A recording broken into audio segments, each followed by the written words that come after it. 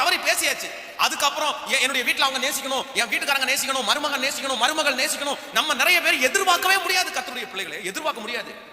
அதான் உலகத்துல ஒரு பழமொழி சொல்லுகிறான், தீயினால் சுட்ட புண் உள்ளாரும் ஆறாதே, நாவினால் சுடுறது என்னவாமா சொல்லுங்க அம்மா?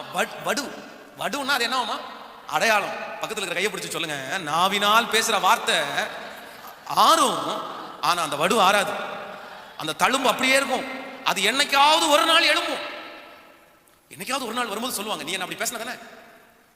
இந்த சிம்சோன் எவ்வளவு பெரிய பராக்கிரமசாலி, எவ்வளவு பெரிய யுத்த வீரன், யாருக்குமே அஞ்சாதவன், அவ்வளவு வேகமுள்ள நரிகளை பிடித்து கட்டினவன்.